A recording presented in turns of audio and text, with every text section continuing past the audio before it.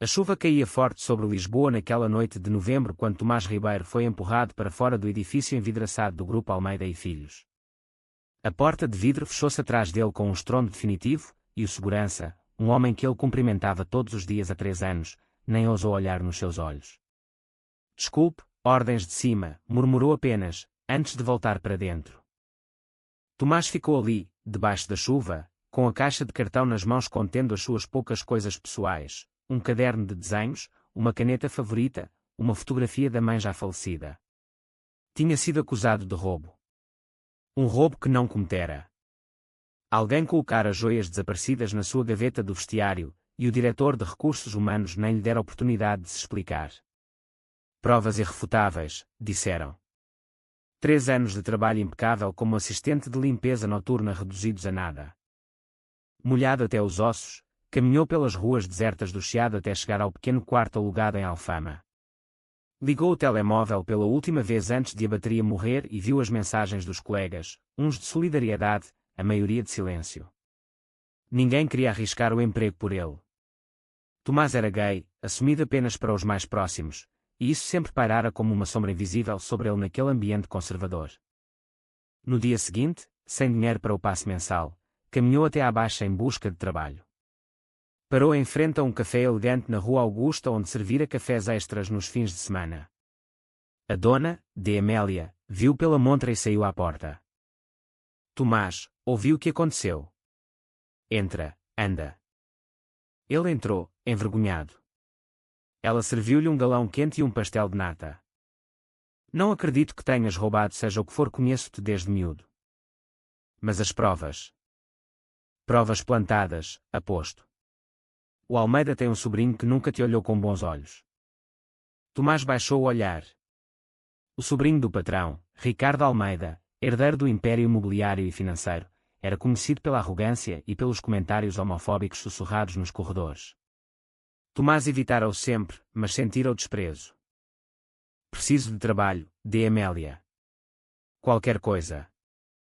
Por agora, ajuda-me aqui. Depois vemos. Passaram-se semanas. Tomás limpava mesas, servia cafés, dormia pouco. O cansaço acumulava-se, mas o orgulho impediu de pedir ajuda à família distante no Alentejo. Desenhava à noite, no caderno que salvara, esboços de edifícios antigos de Lisboa, rostos de pessoas no metro, sonhos que nunca mostrara a ninguém. Desenhar era o seu refúgio, o seu talento secreto que guardava como um tesouro. Numa tarde de dezembro, o café estava cheio. Tomás equilibrava uma bandeja quando a porta abriu-se e entrou um homem alto, de casaco escuro, óculos de sol apesar do dia cinzento. O ar mudou. As conversas baixaram de tom. Era Luís Almeida, o irmão mais novo do falecido fundador, o bilionário discreto que raramente aparecia em público. Tio de Ricardo, mas afastado da gestão diária desde que assumira abertamente a sua homossexualidade há 10 anos, causando escândalo na família conservadora. Luís sentou-se numa mesa de canto e pediu um café puro. Tomás serviu sem ousar olhar diretamente. Luís, porém, observou-o. Havia algo na postura do jovem, dignidade apesar da exaustão, que chamou a sua atenção. Quando Tomás voltou para limpar a mesa vizinha, Luís falou baixo.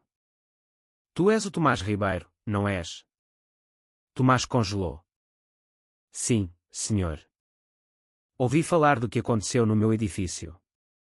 Quero desculpar-me em nome da empresa. Tomás engoliu em seco. Não precisa. Já passou. Não passou.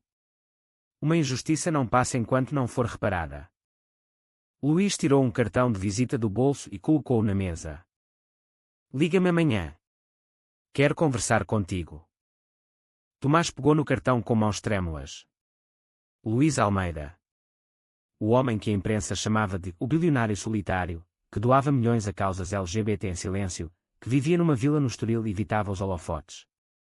Naquela noite, Tomás não dormiu. Olhou para o cartão como se fosse uma bomba. Porque ele? O que queria Luís Almeida?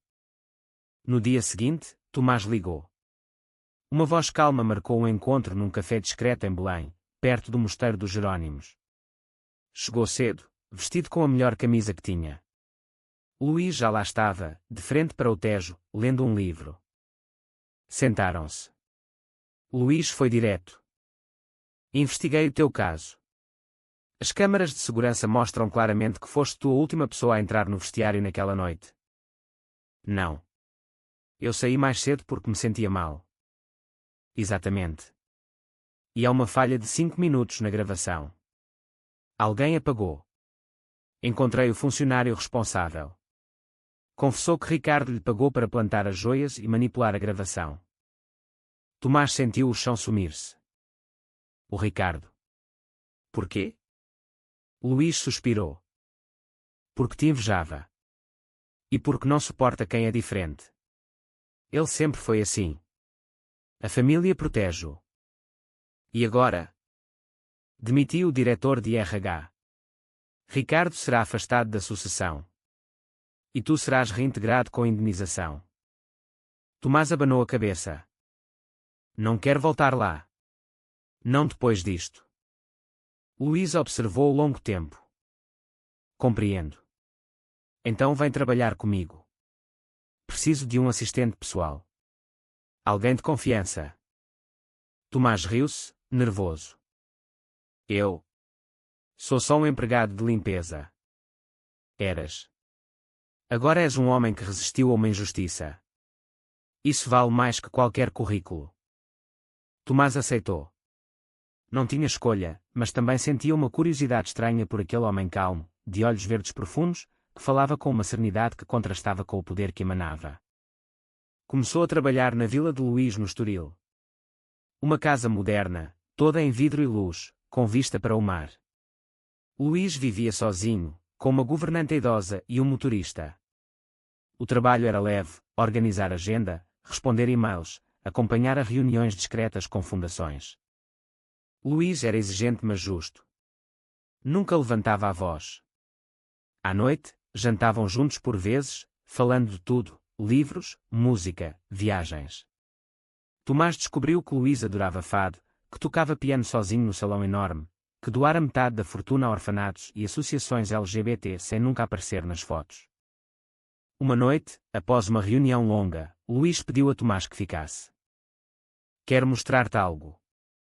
Levou ao ateliê no sótão, uma divisão que Tomás nunca entrara.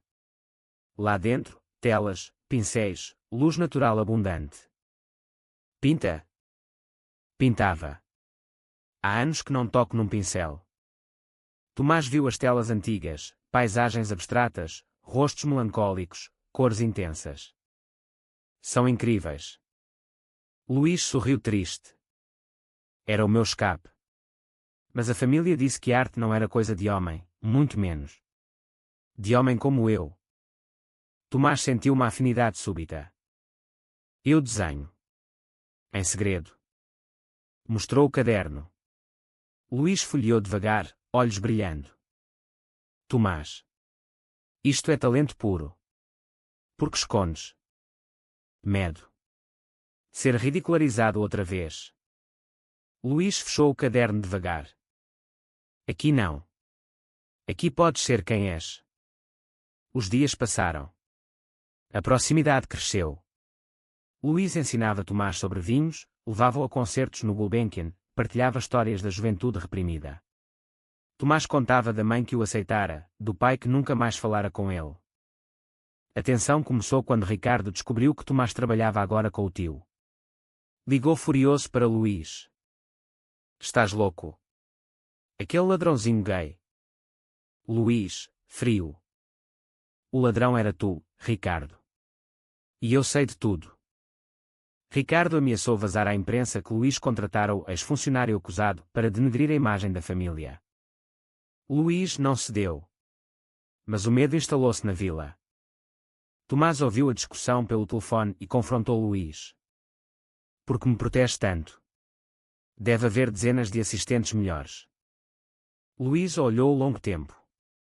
Porque vejo em ti o que eu não consegui ser aos teus 20 e poucos anos. Livre. Corajoso.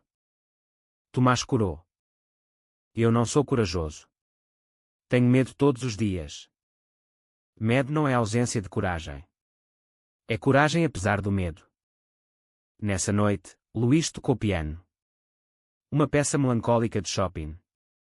Tomás sentou-se ao lado no banco. Os dedos de Luís tremiam ligeiramente. Toca comigo. Tomás nunca tocara, mas Luís guiou as suas mãos nas teclas mais simples. Riram quando erraram. O riso transformou-se em silêncio. Olharam-se. O ar carregou-se de algo novo, perigoso. Luís afastou-se primeiro. Desculpa. Não devia. Tomás sentiu o coração disparar. Não há nada para desculpar. Mas Luís impôs distância nos dias seguintes. Reuniões canceladas, jantar sozinho. Tomás sofreu em silêncio. Decidiu arriscar. Numa noite de tempestade, foi ao ateliê onde Luís se refugiara a pintar novamente após anos. Porque foge de mim? Luís, pincel na mão, voz rouca. Porque tenho o dobro da tua idade. Porque sou teu patrão. Porque se te magoar, nunca me perdoo. Tomás aproximou-se. Eu já fui magoado. Por muita gente. Mas nunca por alguém que me vê de verdade. Luís largou o pincel. Tomás. Eu apaixonei-me por ti no primeiro dia no café. Mas não posso. Pode sim. Se eu também. Não terminou. Luís beijou-o. Um beijo breve, desesperado, cheio de anos de solidão. Depois afastou-se. Não. Não vou aproveitar-me. Tomás saiu do ateliê com lágrimas nos olhos. A crise explodiu quando Ricardo cumpriu a ameaça. Um jornal sensacionalista publicou: bilionário gay contrata ex-funcionário acusado de roubo, caso de favorecimento. Fotos antigas de Tomás, insinuações. Luís convocou a imprensa, negou tudo, mostrou provas da inocência de Tomás. Mas o dano estava feito. Patrocinadores recuaram de fundações. Tomás sentiu-se culpado. Demite-me. Assim acaba. Luís, furioso pela primeira vez. Nunca. Tu não és o problema. O preconceito é. Mas a distância voltou, maior. Luís mergulhou no trabalho, viagens constantes. Tomás, sozinho na vila, começou a pintar. Telas grandes, cores vivas, o mar do Estoril, o rosto de Luís concentrado ao piano, a dor da separação. Numa noite, Luís voltou inesperadamente. Encontrou Tomás no ateliê, dormindo sobre uma tela inacabada. Acordou-o suavemente. Fizeste isto tudo. Eram dezenas de quadros. Luís chorou ao ver o seu próprio retrato, cheio de ternura. Tomás. Eu fui covarde. Tomás, voz quebrada. Eu entendo. O mundo lá fora. Que se dane o mundo. Eu amo-te. Desta vez, o beijo foi longo, cheio de promessas. Abraçaram-se como náufragos. Mas a felicidade durou pouco. Ricardo, enlouquecido pela perda de poder, contratou detetives. Descobriu o passado de Tomás, uma relação adolescente que terminara mal, com um ex-namorado violento que ainda o ameaçava por mensagens. Ricardo pagou ao ex, Miguel, para aparecer e chantagear. Miguel surgiu na vila, bêbado, gritando acusações antigas. Luís enfrentou-o, pagou para ele desaparecer, mas Tomás desabou. Eu trago só problemas. Luís segurou-o. Nós enfrentamos juntos. Decidiram expor tudo. Luís organizou uma exposição dos quadros de Tomás na melhor galeria de Lisboa, com o tema Amor em Tempos de Preconceito. A abertura foi um evento. Imprensa, artistas, comunidade LGBT. Tomás tremia ao lado de Luís, de mão dada publicamente pela primeira vez. Ricardo tentou sabotar, enviou anónimos ameaçando revelar segredos de Luís, uma relação passada com um homem casado que terminara em tragédia. Mas Luís antecipou-se. Na abertura, fez um discurso emocionante. Hoje mostro não só o talento extraordinário de Tomás Ribeiro, mas a nossa história. Sim, amo este homem. Sim, salvou-me tanto quanto eu o salvei. O amor não tem idade, não tem classe, não tem medo que o vença. A plateia aplaudiu de pé. Ricardo, presente para sabotar, viu o plano ruir. A opinião pública virou-se a favor. Tomás vendeu todos os quadros nessa noite. Recebeu propostas de galerias internacionais. Mas o maior momento foi privado. Após a exposição, no terraço da vila, sob as estrelas, Luís ajoelhou-se. Tomás, queres casar comigo? Não por dinheiro, não por gratidão. Mas porque sem ti, toda a fortuna do mundo é nada. Tomás chorou. Sim. 1000 vezes sim. O casamento foi discreto, na praia do Guincho, só amigos próximos e de Amélia como madrinha. O sol brilhava, o mar rugia em aprovação. Ricardo, derrotado, pediu desculpas meses depois, forçado pela família a entrar em terapia. Nunca mais incomodou. Tomás tornou-se um artista reconhecido, com exposições em Paris, Nova York. Usava parte dos lucros para bolsas de estudo para jovens LGBT em risco. Luís continuou as doações, agora ao lado do marido, sem esconder o amor. Anos depois, no mesmo ateliê, pintavam juntos. Luís ao piano, Tomás com pincel na mão. Achas que alguém acreditará na nossa história? Perguntou Tomás uma noite. Luís sorriu, beijando a sua testa. Acreditarão. Porque é verdadeira. E o amor, quando é verdadeiro, vence sempre. E assim, entre o som das ondas e o perfume dos pinheiros do Estoril, dois homens que o destino unira numa noite de chuva em Lisboa, construíram uma vida cheia de luz, longe das sombras do passado.